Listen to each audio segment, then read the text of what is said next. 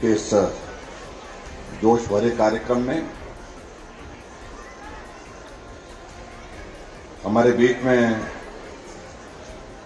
मनाली के हमारे लोकप्रिय विधायक और हिमाचल प्रदेश में शिक्षा मंत्री भाई गोविंद सिंह ठाकुर जी, हमारे बीच में यहां आज के इस कार्यक्रम में नगर परिषद के अध्यक्ष श्री चमन जी, पार्टी के हमारी प्रदेश की उपाध्यक्षा बहन धनेश्वरी ठाकुर जी, मंडल के अध्यक्ष दुर्गा सिंह जी, एपीएमसी के हमारे श्री रमेश जी, एपीएमसी के हमारे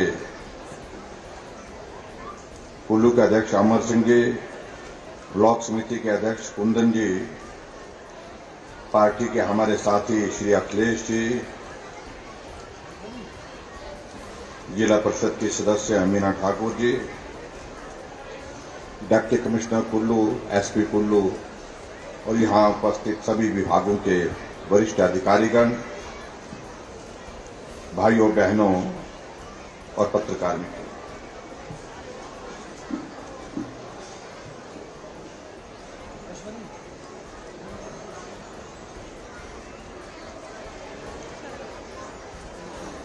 आज मनाली विधानसभा क्षेत्र में आप सबके बीच पे यहां आना हुआ है और नवरात्रि भी हैं, जहां कन्या पूजन करके हम सब लोगों ने आशीर्वाद लिया, वहां आप सबसे भी दर्शन करने का सौभाग्य प्राप्त हुआ, सबका भी आशीर्वाद देने का सौभाग्य प्राप्त हुआ। उसके लिए आप सबका बहुत बहुत धन्यवाद।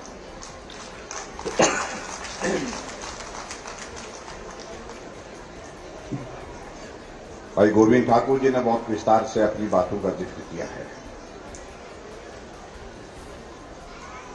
और मुझे इस बात की खुशी है कि जिस तरह से मैं इनका संबोधन सुन रहा था, लगातार एक के बाद दूसरी योजना, दूसरी के बाद तीसरी विकास कार्य की लंबी गाथा।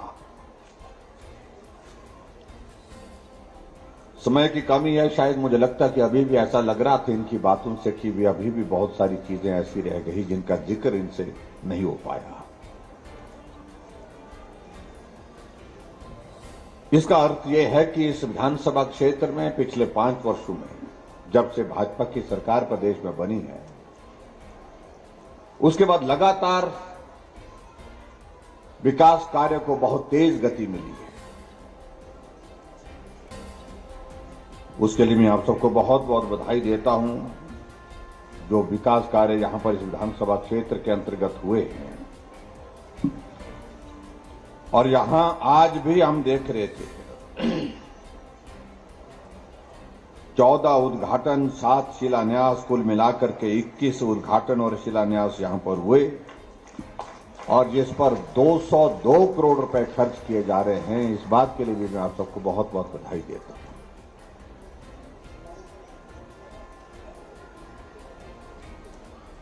और मैं इस बात को कह सकता हूं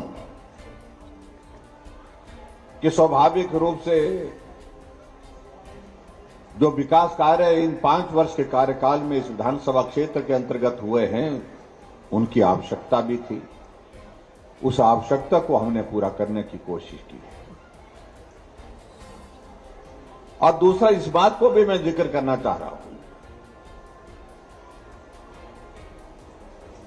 मनाली आज हिमाचल प्रदेश का नहीं, पूरे देश दुनिया का एक आकर्षण का केंद्र है, एक इंटरनेशनल टूरिस्ट डेस्टिनेशन है।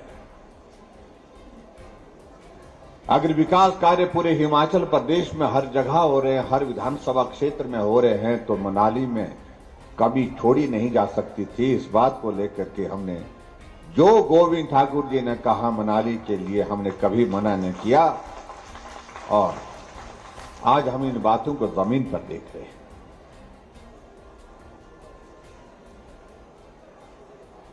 हमारे लिए प्रसन्नता का विषय है कि आज हमारा देश भारत की आजादी के 75 वर्ष मना रहा है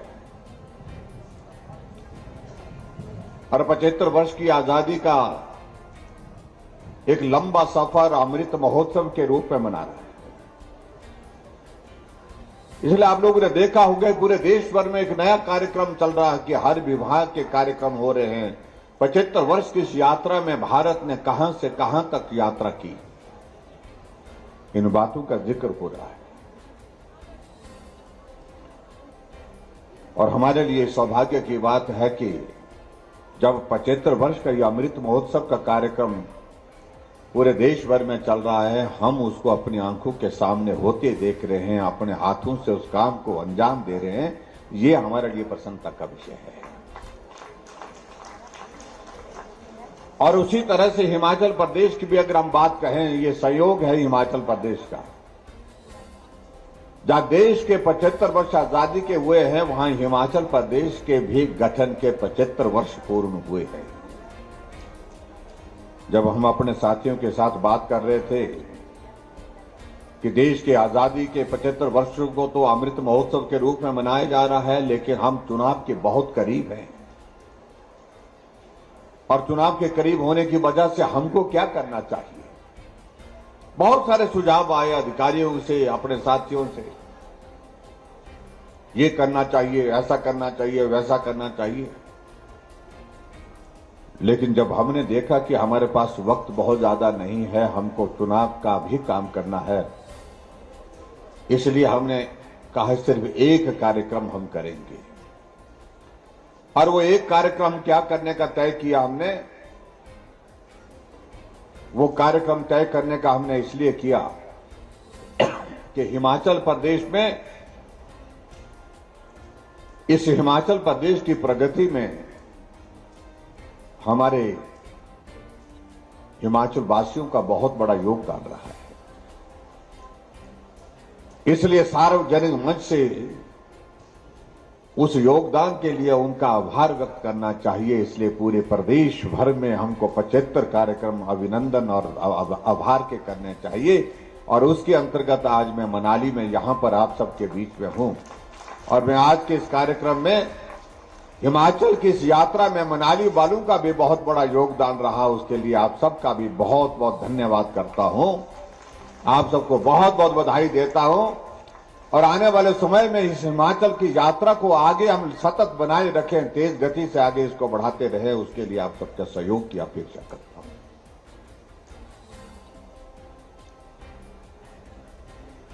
आपने देखा होगा कि हमारे कार्यक्रम में आने से, यहां पहुंचने से पहले डॉक्यूमेंट्री आप लोगों ने देखी। हमने हिमाचल प्रदेश के जो 5 मुख्यमंत्री मुझसे पहले रहे हैं, उनका भी जिक्र किया है। डॉक्टर YS परमार जो हिमाचल निर्माता के रूप में जाने जाते हैं, उनका भी हमने जिक्र किया है। उनका भी हिमाचल को आगे बढ़ाने में एक योगदान रहा है। ठाकुर रामलाल जी मुख्यमंत्री रहे, उनके योगदान को भी हमने स्मरण किया है। श्री शांता कुमार जी 2 बार मुख्यमंत्री रहे, श्री प्रेम कुमार धूमल जी 2 बार मुख्यमंत्री रहे, वीरभद्र सिंह जी कई बार मुख्यमंत्री रहे। उन सबको भी हमने याद किया है, उनको सबको भी हमने श्रेय दिया है, उनका आभार व्यक्त किया है। लेकिन हमारे सामने एक प्रश्न खड़ा होता है कि हम जो नेता लोग हैं, जो यहां पर भी मंच पर बैठे हैं, हम सबका धन्यवाद करने के लिए तो मंच पर से कोई ना कोई बोल ही देता है कि इन्होंने बहुत काम किया है, मेरी पार्टी के लोग हमारे काम, हमारे नेताओं के काम की तारीफ करेंगे, दूसरी पार्टी के दूसरे नेताओं की पार्टी का सरकार के जो है कार्यकाल में हुए कामों का जिक्र करेंगे। हमने कहा नेताओं का आभार तो मंच पर से एक बार नहीं अनेकों बार होता रहता है, लेकिन हिमाचल प्रदेश की इस मेहनत का जनता का धन्यवाद करने के लिए कोई मुख्यमंत्री नहीं निकला धन्यवाद करने के लिए। ये काम हम करेंगे, मैंने कहा, और इसलिए हिमाचल प्रदेश के सभी भाइयों बहनों का आभार व्यक्त करने के लिए हम निकले। अगर आज हिमाचल पहुंचा, इसमें एक मजदूर का भी, एक मजदूरी करते हुए उसका भी योगदान है, एक किसान का योगदान है, एक बागवान का योगदान है, एक कर्मचारी का योगदान है, एक अधिकारी का योगदान है, एक नौजवान का योगदान है, एक बुजुर्ग का योगदान है, माताओं का योगदान है, बहनों का योगदान है। उनका आभार करने का, उनका धन्यवाद करने की रस्म आज से पहले कभी इस प्रदेश में हुई नहीं। हमने कहा इस काम को हम करेंगे। क्यों न याद किया जाए उन लोगों के योगदान को। हम नेता लोग तो आराम की परिस्थिति में काम करते हैं, लेकिन एक मजदूर सुबह से शाम तक चिलचिलाती हुई मनाली की ठंड में काम करता है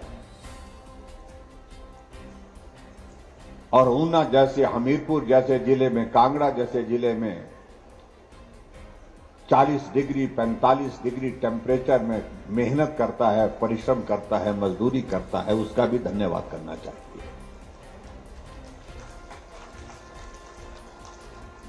शायद आज से पहले ये भाव किसी व्यक्ति के मन में नहीं आ पाया। हम सड़कों से काम करते हुए साथियों को देखते हैं, गुजरते हैं। हम बड़े बड़े प्रोजेक्ट का उद्घाटन करने के लिए जाते हैं। उन उद्घाटन करने के बाद फिर उन लोगों पर हमारी नजर नहीं जाती है जिन लोगों ने उस प्रोजेक्ट को बना करके खड़ा किया है। इसलिए मुझे लगता है कि इस भाव को भी समझने की आवश्यकता है।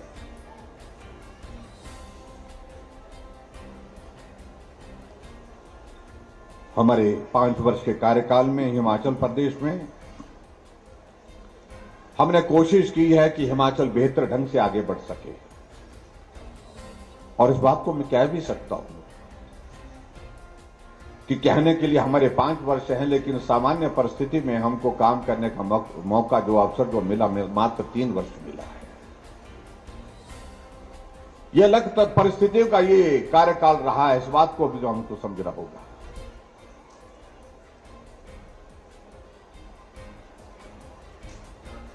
हिमाचल प्रदेश में जो हमसे पहले जो मुख्यमंत्री रहे, उनको सौभाग्य प्राप्त हुआ सामान्य परिस्थिति में काम करने का,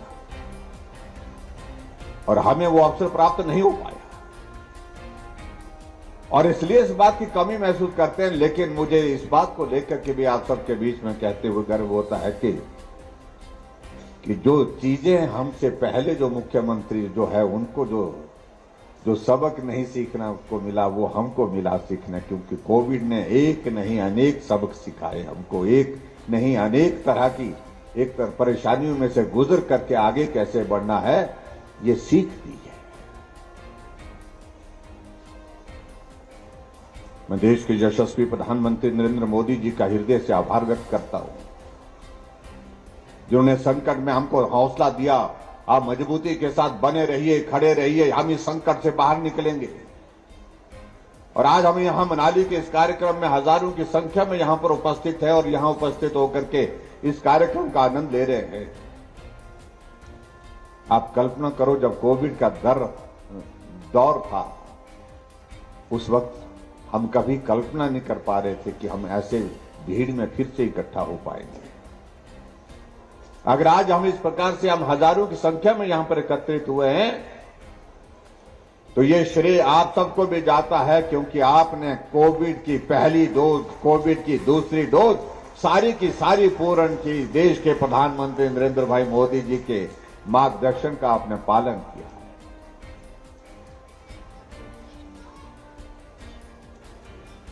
हालांकि कठिन काम था, मुश्किल काम था। हिमाचल प्रदेश में पहली कोविड की डोज पूरा करने में हम पहले रहे पूरे देश भर में। हम दूसरी डोज में भी पहले स्थान पर रहे,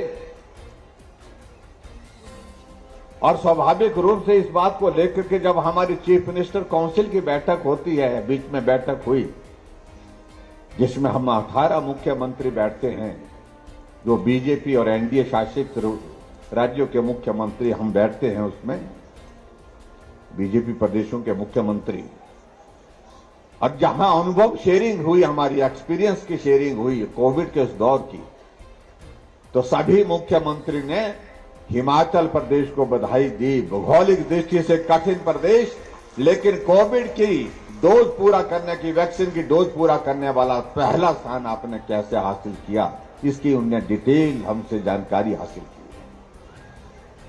लेकिन यह संभव तभी हुआ जब आप सबका सहयोग रहा। आप सबके सहयोग के बिना यह संभव नहीं हो सकता था। और आज भाई और बहनों, मुझे इस बात की भी खुशी है कि हम उस संकट से तो बाहर निकल रहे हैं, लेकिन हिमाचल प्रदेश में हम पूरे, अगर विकास की अगर बात कहें तो हम विकास में भी पिछले कार्यकाल से पीछे नहीं, पिछले कार्यकाल से कई गुना आगे निकले हैं।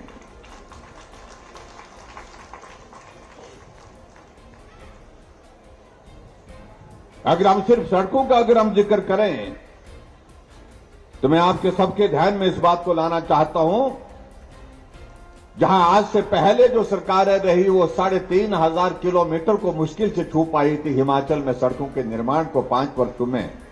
हमारा अभी 5 वर्ष का कार्यकाल दिसंबर में पूरा होगा और हमारा कार्यकाल में हमने 5,000 किलोमीटर से ज्यादा सड़कें हिमाचल प्रदेश में नई सड़कें बना दी।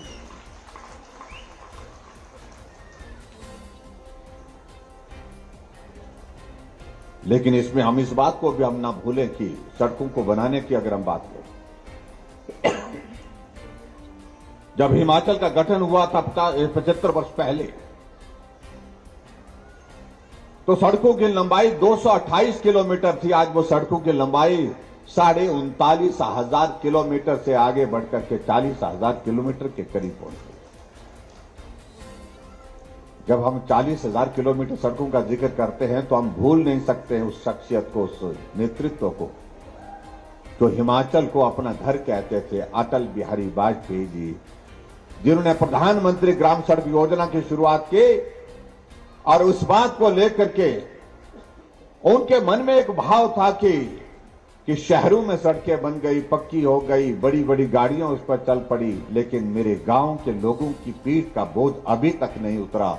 उसके लिए अलग योजना चलाने की आवश्यकता है, केंद्र से मदद करने की आवश्यकता है।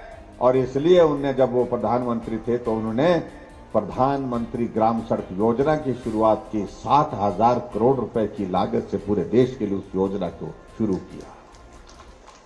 आज अगर हम 40,000 किलोमीटर सड़क का हम जिक्र कर रहे हैं तो 40,000 किलोमीटर में से 20,000 किलोमीटर के करीब सड़कें प्रधानमंत्री ग्राम सड़क योजना के माध्यम से बनी।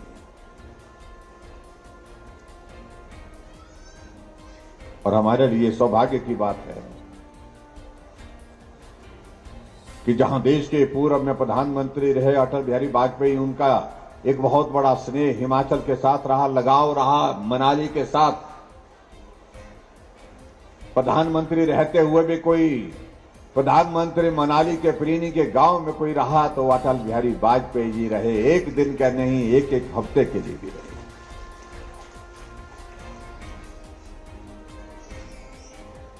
मनाली में आकर के यहाँ के वातावरण में लोगों के बीच में बैठ करके कविताएं लिखना, कविताएं सुनाना, लोगों को मिलना, गांव के लोगों के साथ बैठना, ये कोई प्रधानमंत्री आज से पहले नहीं कर पाए। और अगर अटल जी के बाद दूसरे प्रधानमंत्री जो हिमाचल को दिल से चाहते हैं, उनका नाम नरेंद्र भाई मोदी जी। जहां हम भी नहीं पहुंचे हैं अभी तक कई जगह, बिजली महादेव की अगर बात कहें, आज तो सड़क पहुंच गई, लेकिन नरेंद्र मोदी जी वहां पैदल पहुंचे थे।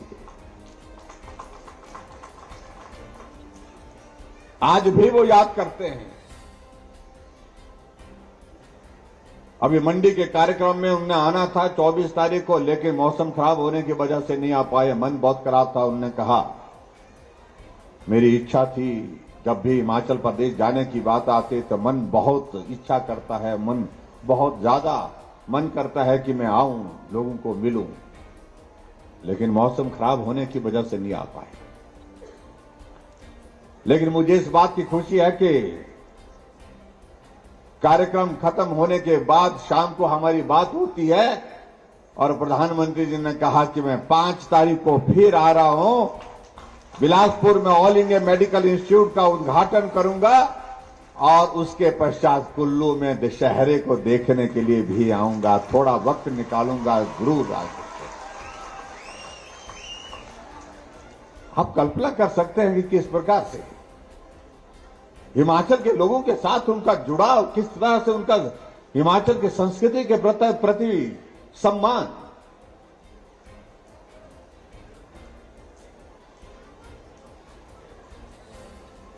8 साल का कार्यकाल प्रधानमंत्री के नाते जब पूरा होता है तो शिमला के रिज के मैदान में आने की बात कहते हैं प्रधानमंत्री जी, और शिमला के रिज के मैदान में आने से पहले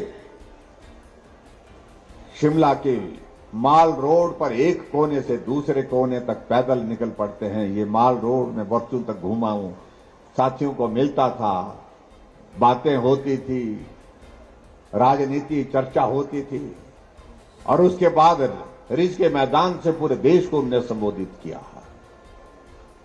यह हमारे लिए सौभाग्य की बात है।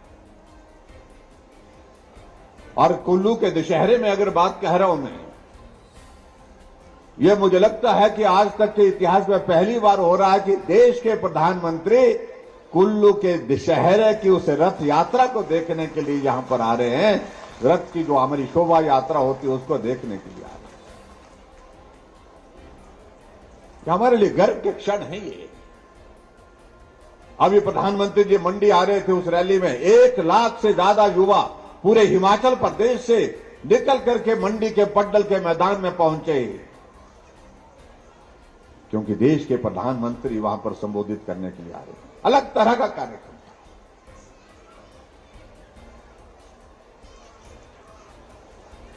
और जहां तक बात रहती है अभी अगले दौर की, हमारे कुछ साथी हम पर बात कह रहे थे, हमारे गोविंद जी भी कह रहे थे कि रिवाज बदलने की बातें आजकल सुनने में आ रही है, रिवाज बदलने की बातें कही जा रही हैं। हां, रिवाज बदलने की बातें हम कह रहे हैं।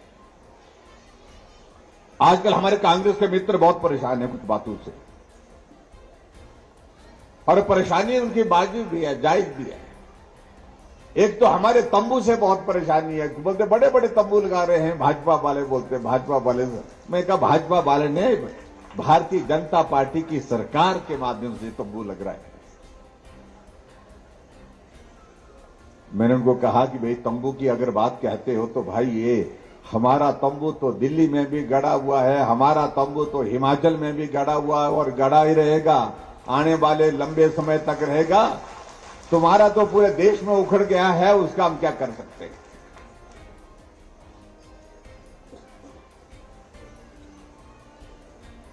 बहुत विचित्र परिस्थिति है। एक नेता, इनके राष्ट्रीय नेता भारत जोड़ो अभियान पर निकले, भारत जोड़ो यात्रा पर निकले हैं, और कांग्रेस के नेता कांग्रेस छोड़ो यात्रा पर निकल करके जो है कांग्रेस से विदाई ले रहे हैं।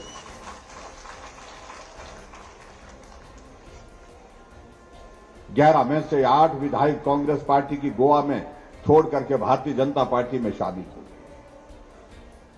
और हिमाचल प्रदेश में आपने देखा कांग्रेस के वर्किंग प्रेसिडेंट पवन काजल भाजपा में शामिल हो गए। कांग्रेस पार्टी के विधायक और वाइस प्रेसिडेंट लखविंदर राणा कांग्रेस छोड़ करके भाजपा में शामिल हो गए।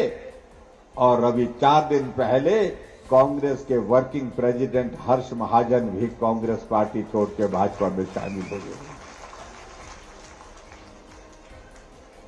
कुछ लोगों ने कहा कि अब तो कांग्रेस प्रेसिडेंट के बारे में आपका क्या इरादा है। हमने कहा हमारा इरादा तो अच्छा ही है, वो भी अगर आना चाहते तो आ जाए। इनके वर्किंग प्रेसिडेंट 4 बनाए थे, 2 आ गए हैं।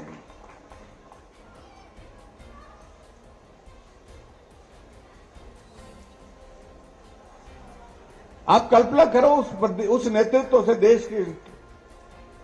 अभी कुछ दिन पहले महंगाई पर एक कार्यक्रम किया, पूरे देश के लोगों को कांग्रेस वालों ने दिल्ली बुलाया, महंगाई पर प्रदर्शन किया, और प्रदर्शन करने के बाद इनके नेता राहुल गांधी जी भाषण देने लगे और कहने लगे कि आटा 40 रुपए लीटर हो गया।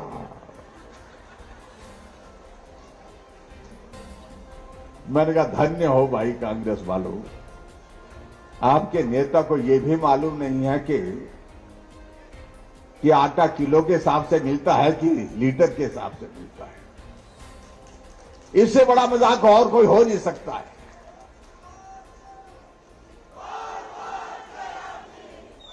और दूसरी तरफ आप देखिए, हमारा नेतृत्व देखिए, हमारा नेतृत्व नरेंद्र मोदी जी को देखिए।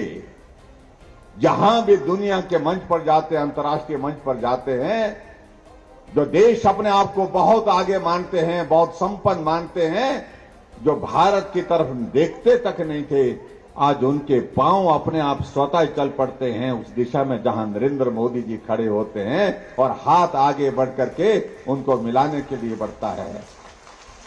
यह हमारी आज की तारीख में हमारे नेतृत्व की एक विशालता का एक परिचय है। इस बात को भी हमको समझना पड़ेगा।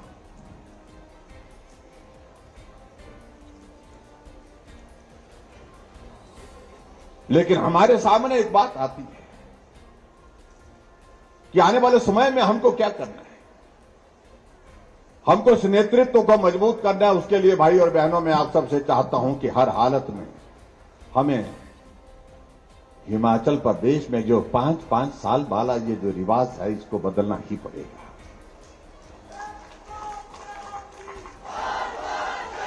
हमारे कुछ कांग्रेस के नेता बहुत परेशान हो गए। ये रिवाज बदलने की बात क्यों कह रहे हैं? हमने कहा हम अच्छे रिवाजों को बदलने की बात नहीं कह रहे हैं। अच्छे रिवाज हैं तो उनको तो और मजबूत करना चाहिए, लेकिन कुछ रिवाज खराब हैं तो उनको बदलना चाहिए। और मैं इस बात को बड़ा स्पष्ट करना चाहता हूं कि आज हम नहीं बात कह रहे हैं रिवाज बदलने की। हमने पहले दिन से रिवाज बदलने की शुरुआत की है हिमाचल में। अरे हिमाचल प्रदेश में रिवाज तो यह था कि जब सरकार बदलती थी तो पूर्व सरकार के नेताओं के खिलाफ मामले दर्ज कर दिए जाते थे। पूर्व सरकार के कामकाज की योजनाओं के बारे में जांच बिठा दी जाती थी। हमने कहा यह देवभूमि हिमाचल प्रदेश है, यहां पर इस प्रकार से हमको काम नहीं करना चाहिए। और इसलिए हमको एक ही बात करनी चाहिए कि ये रिवाज जो बना है, ये बदले की भावना से काम करने का, इसको बदलना चाहिए। हमने पहले दिन से रिवाज बदला है।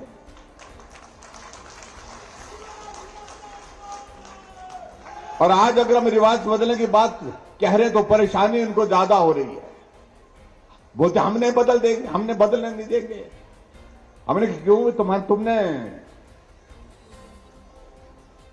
रोकना कैसे है? नहीं रोक पाएंगे। लोगों ने पूरे देश में रिवाज बदलने की शुरुआत कर दी है। हमारे अभी जिन प्रदेशों में चुनाव हुए, उत्तराखंड में आपने देखा चुनाव हुए, रिवाज तो यह था कि वहां हर 5 वर्ष के बाद सरकार बदल जाती थी, लेकिन अब की बार 5 वर्ष के बाद फिर भाजपा की सरकार वहां पर सत्ता में आई। रिवाज बदला है। पिछले 37 वर्षों से वो उत्तराखंड में, उत्तर प्रदेश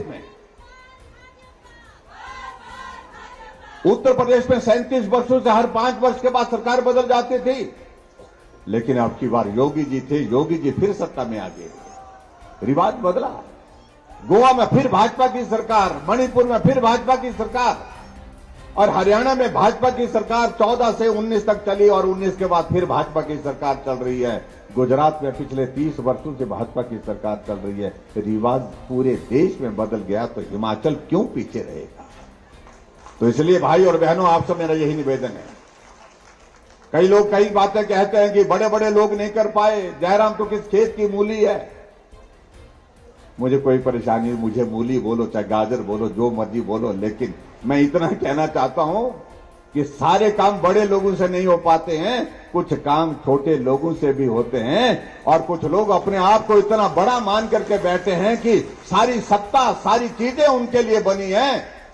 छोटे लोगों के लिए कुछ नहीं है। छोटे लोगों को तो आदेश दिया जाता है, तुम ये करो, तुम वो करो। लेकिन मैं बड़े लोगों को ये कहना चाहता हूं, अब की बार छोटे लोग मिल करके इस रिवाज को बदल डालेंगे और उसमें आप सबका आशीर्वाद चाहिए, तो आप सबकी शुभकामना चाहिए। हमने महिलाओं के लिए कहा, महिलाएं घर से बाहर निकलती है, काम के लिए निकलती हैं। आबादी का आधा हिस्सा है इनका। हमने कहा आने जाने का किराया कम करना चाहिए ताकि खर्चा कम हो, हमारी माताएं बहनें जा सके। हमने किराया आधा किया, उसके लिए मैं सभी को बधाई देता हूं। और कांग्रेस के लोग कहने लगे कि महिला को, इनको आपने मुफ्तखोर बना दिया। और मैं उनको कहना चाहूंगा कि इस चुनाव में उनको इस शब्द का भुगतान करना पड़ेगा। माताओं बहनों के प्रति सम्मान का भाव रखिए। उनको मुफ्तखोर शब्द अगर आपने कहा तो आप अपमान है, ये अपमान का आपको जो है भुगतान करना पड़ेगा। तैयार रहे, मैं कांग्रेस के मित्रों को कहना चाहता हूं। हमने मदद की है, हमने उनको राहत दी है, आधा किराया ले रहे हैं, आधा नहीं ले रहे, सिर्फ बात इतनी है। मुफ्तखोर हमने नहीं बनाया। हमने हिमाचल प्रदेश में 125 यूनिट बिजली देने का निर्णय किया, इसलिए किया कि हिमाचल बिजली पैदा करता है, आप दूसरे प्रदेशों को बिजली बेचते हैं। क्या हिमाचल के लोगों को यह अधिकार नहीं है जो हिमाचल प्रदेश देवभूमि में रहते हैं, जहां अगर बिजली पैदा करते हैं तो उसमें हमको रियायत थोड़ी सी हो? हमने राहत दी। 125 यूनिट पर जीरो बिल हमने तय किया।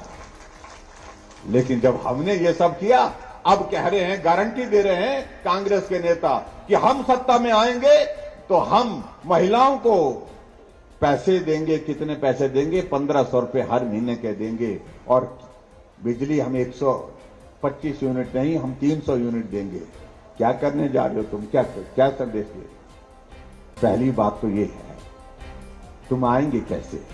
जब आने ही नहीं देंगे तो आएंगे कैसे? और आने की गुंजाइश बची कहां? पूरे देश में बची नहीं गुंजाइश। इसलिए भाई और बहनों, मैं लंबी बात नहीं कहूंगा, मुझे तुरंत निकलना पड़ेगा, क्योंकि आज हमारे एयर स्पेस पर कुछ रिस्ट्रिक्शंस हैं, और रिस्ट्रिक्शन इस तरह की हैं जिसमें नो फ्लाइंग जोन कर दिया है।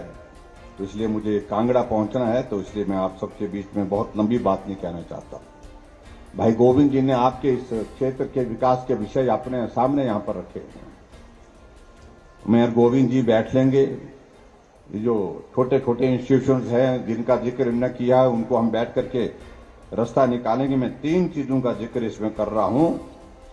एक तो इन्होंने कहा कि नगर में जो जल शक्ति विभाग का सब डिवीजन की बात कही है, इसकी प्रपोजल हमने कहा कि इसकी जल्दी भेज दीजिए, इसको हम बना करके देंगे।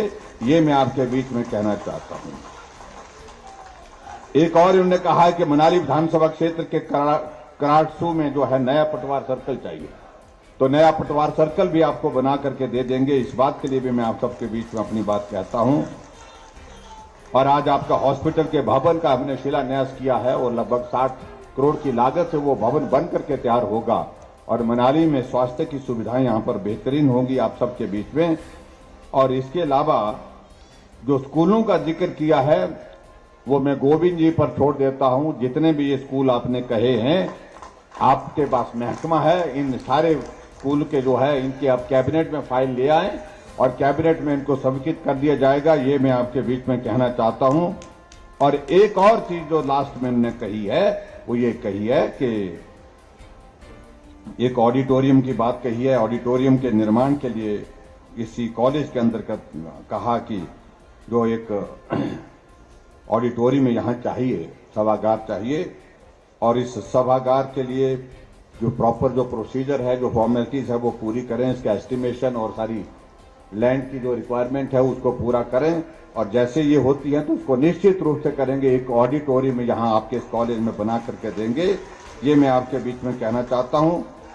और बाकी लास्ट में अंत में एक चीज जो इन्होंने बात कही है, और वो बात कही है इन्होंने कि नगर में इन्होंने उप तहसील का जिक्र किया, लेकिन डीसी साहब कह रहे हैं कि उसमें संभावनाएं इस बात के लिए भी हैं, अगर हम दोनों तहसीलों से थोड़ा थोड़ा पोर्शन काटे तो सब तहसील नहीं, तहसील भी बन सकती है वो। तो उस तहसील का दर्जा जो है पूरा उसको दे दिया जाएगा। और इसकी प्रपोजल के लिए मैंने डिप्टी कमिश्नर महोदय जी से कहूंगा कि तुरंत इसकी प्रपोजल बना करके भेजे, ताकि हम इस काम को पूरा कर सकें। इतना ही मुझे कहना है। और अंत में एक बात जरूर कहनी है, और वो सबसे महत्वपूर्ण, ये मनाली साथ चाहिए, मजबूती के साथ चाहिए। गोविंद जी ने अपना पूरा समय आपकी सेवा में दिया है, हर क्षेत्र में काम किया है, बेहतरीन काम किया है। और आज से पहले मनाली में दावे के साथ मैं कह सकता हूं, इस तरह का काम मनाली में कभी नहीं हुआ जिस प्रकार के काम इस बार गोविंद जी के नेतृत्व में यहां पर हुआ है। इनको अपना पूरा आशीर्वाद आप दें। और नवरात्रि के इस अवसर पर आप सबसे शुभकामनाएं लेकर के हम जा रहे हैं। भाई गोविंद जी को आपने हिमाचल प्रदेश की विधानसभा के अंदर बड़े बहुमत के साथ रिकॉर्ड के साथ लोहा जिता करके भेजना है। इतनी बात कहते हुए आप सबका बहुत बहुत धन्यवाद। नमस्कार, जय हिंद, जय